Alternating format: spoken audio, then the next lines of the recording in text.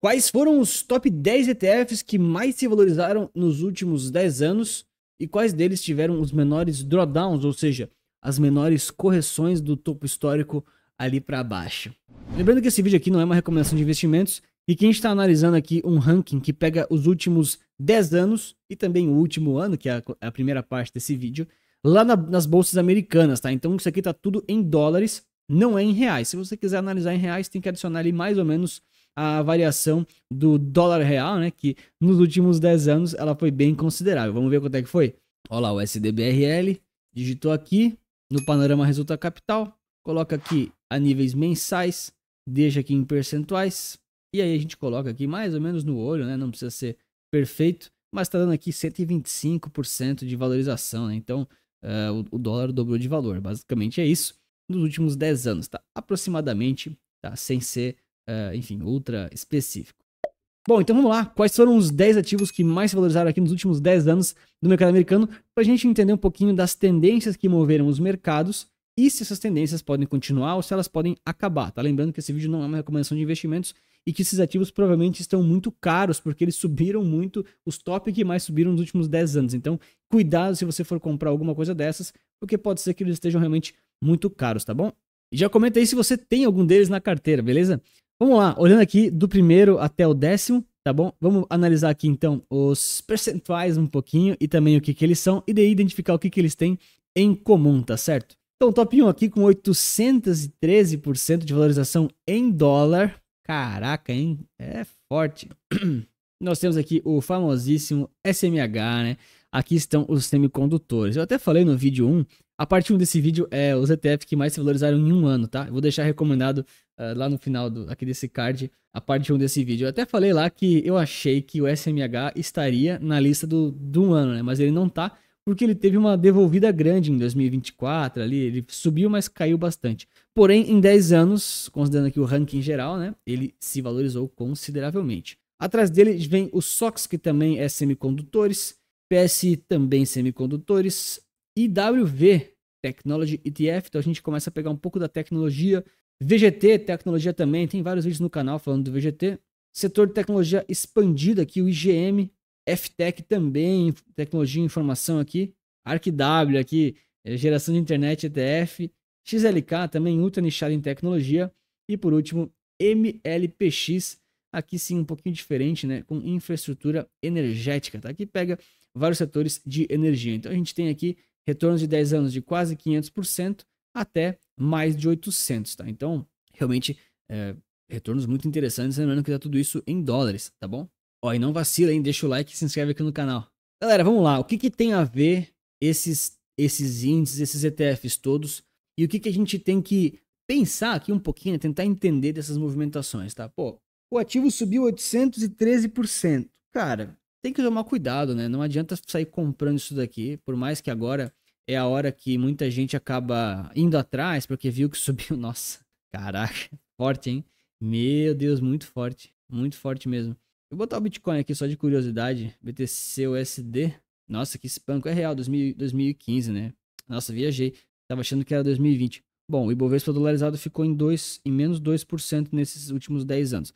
Enfim, galera, a ideia aqui desse vídeo é justamente a gente entender o que eles têm em comum, esses ETFs todos, pra gente ver o que movimentou os mercados nesses últimos 10 anos. E refletir, né? Será que essa tendência já acabou? Será que ela vai continuar? O que será que pode acontecer? Então, assim como eu fiz, né, no vídeo 1, aqui a gente tem que olhar o que esses ETFs eles têm em comum, tá? E assim, cara, não precisa nem ser um gênio para entender que os semicondutores de top 10, ó, 1, 2, 3 na ponta da lista, e considerando semicondutores e tecnologia que são ultra correlacionados, 4, 5, 6, 7, 8, 9. Cara, essa lista é inteira tecnologia. Então, assim, fica muito nítido que a tecnologia moveu os mercados nos últimos 10 anos, tá? Foram ali os ativos que mais se valorizaram e mais trouxeram ganhos para os investidores, tá? Assim, também tem os cripto, né? Mas os cripto nem tinha ETF naquela época e tal, tem que considerar isso também, tá? Então o que eu quero chamar a atenção aqui?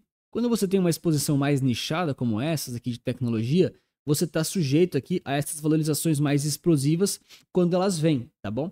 E se você compra uma Nasdaq, por exemplo, nesse mesmo período, você provavelmente tem retornos muito bons, porém menores, tá? Olha aí a Nasdaq dando aproximadamente 400% nesse mesmo período, tá bom? Então não é o top 10, mas também é muito bom, porque ela também é muito nichada em tecnologia, só que ela é um pouquinho mais diversificada.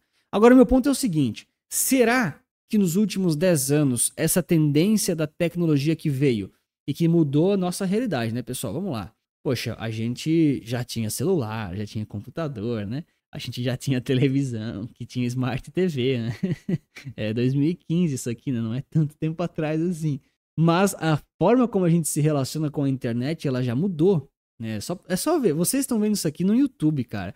Antigamente só tinha Globo e TV aberta. Hoje em dia, cara, a internet ela faz parte da nossa vida de uma forma muito diferente. E muitos, né, dessas empresas que estão dentro desses ETFs, ou eles são de soluções de software e de, enfim, né, inteligências de internet, ou então eles fornecem muitas vezes hardware usado nos equipamentos eletrônicos que também são relacionados aqui à tecnologia, internet e agora, mais recentemente, a inteligência artificial, tá bom? Com toda certeza, IA ajudou demais a acelerar isso aqui, mas, cara, não é de hoje que essas empresas são grandes e são muito relevantes, tá? Pode ver, o Google, né, o dono do YouTube, de todo o ecossistema Google, né? Assim como a própria Meta, né, do Facebook, do WhatsApp, o Instagram, todas elas já existiam em 2015, já eram referência global disso, né? Elas só conseguiram se popularizar e também crescer ainda mais a sua participação na internet. Como tecnologia, a gente tem também agora, por exemplo, agora não, né? Já faz um tempo, a própria Apple, a própria Amazon, a própria Nvidia veio muito forte também. Então são essas empresas que moveram muito os mercados nos últimos 10 anos, tá bom? E a gente tem que pensar, né? Será que essas empresas vão sair do mercado? Cara, sair do mercado acho que não, né? Difícil elas saírem do mercado, né? Ah, Antônio, será que elas vão perder market share para concorrentes? Não importa, porque você está comprando um ETF, né? O ETF vai comprar o concorrente também. O concorrente está aqui dentro, provavelmente, tá? Então, não me preocuparia muito com isso. Ah, Antônio, você acha que as margens dessas empresas podem diminuir com o tempo? As margens acho que não também. São negócios muito estruturados. A concorrência pode gerar um pouco menos de margem, mas é aquela coisa. Talvez o concorrente consiga absorver esse mercado, você vai estar exposto no ETF também. Agora, o mais relevante para mim, que faz preço no mercado e pode afetar essas empresas, será que a tecnologia ainda vai ter a mesma demanda que está tendo hoje? Porque se vem essa promessa dos boom, né, o novo boom da IA, né? Agora essa é a promessa. Ah, todo mundo vai precisar de muitas placas de vídeo, muitos semicondutores, né? Vamos lá, botar em termos mais do dia a dia, né, pessoal? Olha, se isso for verdade, eu vi algumas projeções, tá? Pelo que dizem, a demanda cara, nós estamos muito longe de atingir, assim, a demanda. Ela é muito crescente, não vai parar, entendeu? Não vai parar. As projeções otimistas dizem que nós estamos, nossa, tem um mar imenso aí, um oceano azul imenso pela frente, tá bom? Mas, e se tudo mudar? As coisas mudam quando ninguém tá esperando, não é mesmo? Então pode ser que, de alguma forma, a tecnologia não seja o setor que mais vai subir nos próximos 10 anos, tá bom? Mas é difícil achar que a tecnologia não vai continuar se valorizando, né? Essas empresas e soluções de internet, tecnologia, se elas não oferecem o mesmo serviço, o mesmo produto que elas têm hoje, elas provavelmente vão oferecer outro, tá bom? É só você ver. Por exemplo, o Google era o buscador, ainda é, né? O mais famoso do mundo, o mais útil do mundo. Agora, ele já está perdendo espaço consideravelmente para as IAs. Hoje, eu, por exemplo, prefiro perguntar uma coisa pro chat GPT da vida ali, do que pesquisar no Google, tá? Óbvio que o Google não é trouxa, já botou lá o Gemini, né, o Gemini para rodar lá na própria caixinha de texto, mas ele vai sempre tentar trazer soluções para não ficar para trás. Então, muitas vezes, essas empresas, elas não vão deixar de crescer e elas não vão deixar de ter mercado, tá bom? Agora, é verdade que pode ser que tenham novos setores que se valorizem mais do que tecnologia, tá? Isso, inclusive, é muito provável, tá? É muito provável que não seja tecnologia o top 1 dos próximos 10 anos, mas talvez seja o top 2, né, de setores, beleza? Não estou falando de ETFs, tá? E aqui a gente vê no gráfico acumulado, né, eles colocam aqui em ordem, mas a gente só precisa ver mais a tendência, assim, dos gráficos, né? Que eles tiveram um crescimento bem, assim, estável e tranquilo, né? Até 2020, que teve um evento bem considerável, que eles pintaram de cinza, né, correções e tal. E depois disso, a volatilidade veio forte, tá? Por quê? Porque as pessoas elas mudaram o consumo delas em termos de bens e serviços, mas também o consumo de internet nos padrões de vida ali depois da pandemia, né? Teve a questão de ficar em casa, teve um consumo muito maior por essas soluções de internet, de eletrônicos, de tecnologia. A Amazon, o próprio Mercado Livre, cara, que essas empresas estouraram de vender, cara, foi violento, né? Isso pegou muita gente de surpresa. E no mercado financeiro tudo pode acontecer. Quem lembra do petróleo a preços negativos, né? Lá perto da crise, né? Quem tava no mercado já? Eu tenho gravado esse dia. Eu filmei quando o petróleo tava negativo. Eu falei, nossa, não é possível que o petróleo tá negativo, cara. Foi difícil de aceitar, mas aconteceu.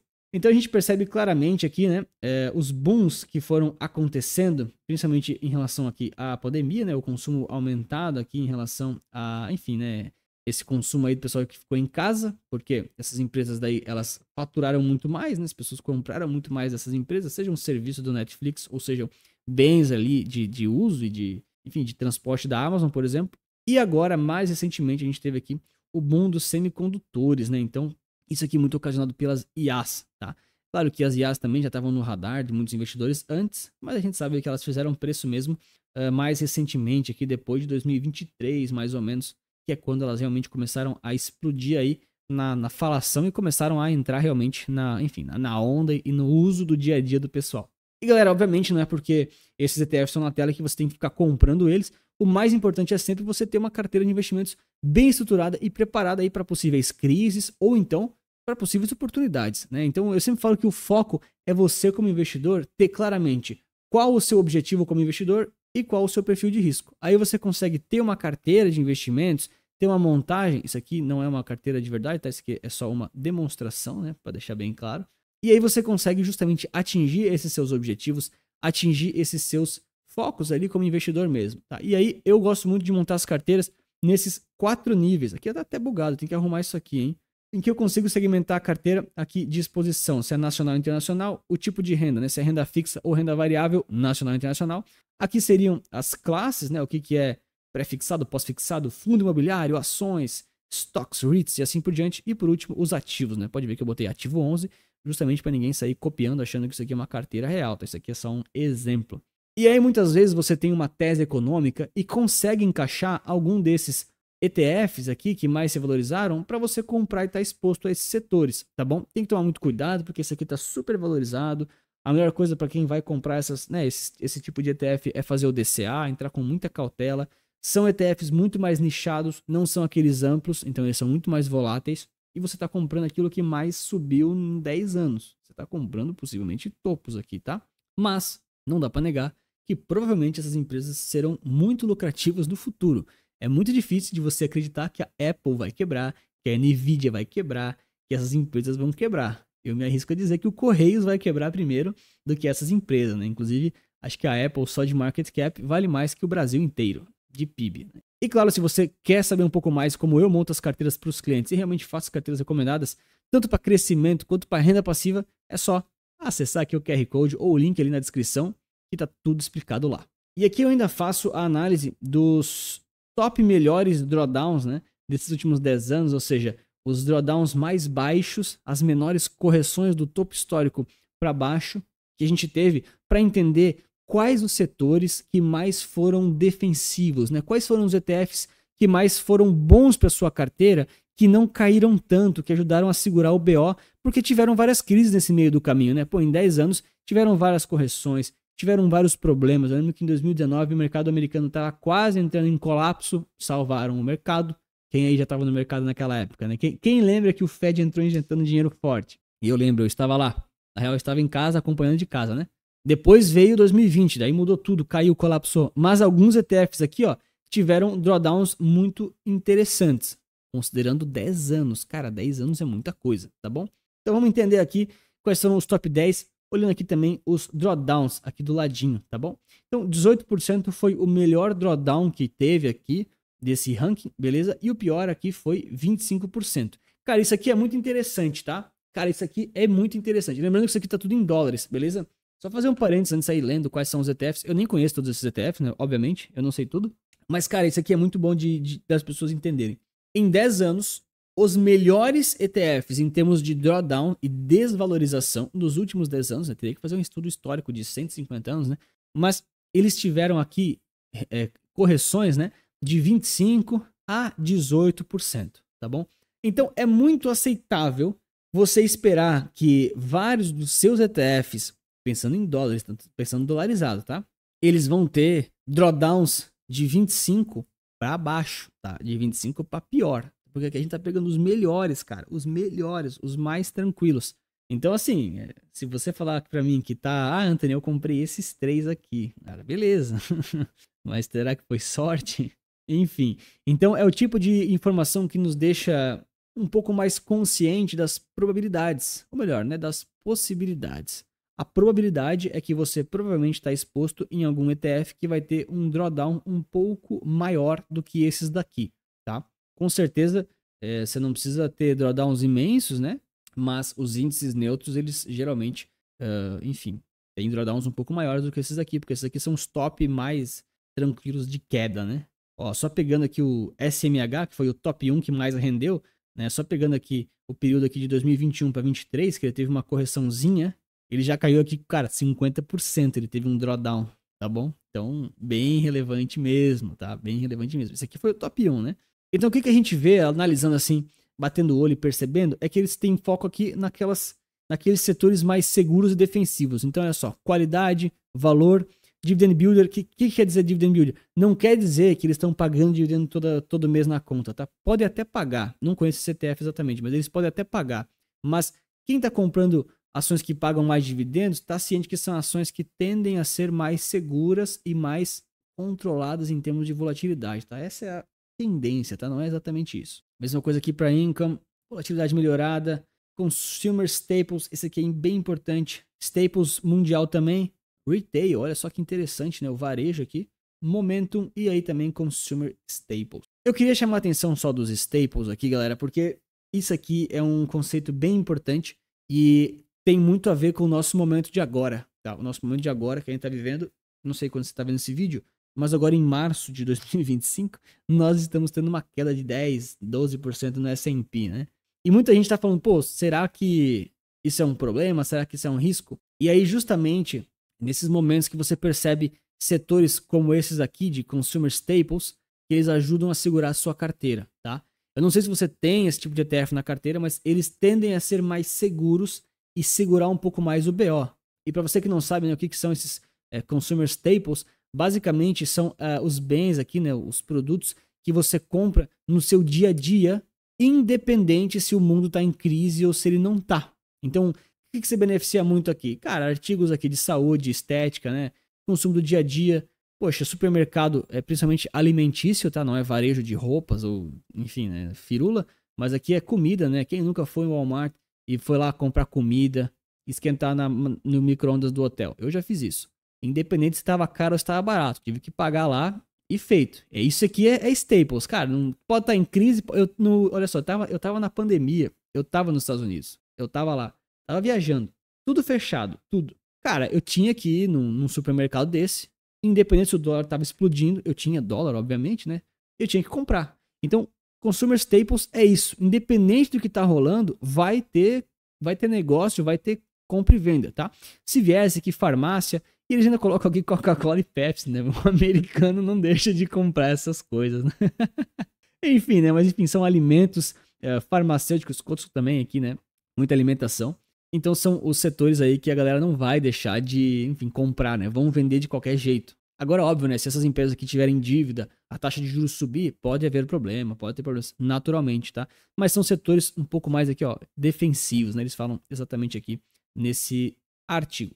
E eu quero saber de você, você acha que algum desses ETFs aqui ainda vai bombar no curto, médio prazo, aqui os semicondutores? Será que acabou a festa desse setor de tecnologia? Ou será que a gente ainda tem um longo caminho de valorização para essas empresas? Tá aqui o vídeo recomendado da parte 1, que são os ETFs que mais se valorizaram em um ano. E muito obrigado pela sua inscrição e seu like. Lembre-se que investir certo resulta capital.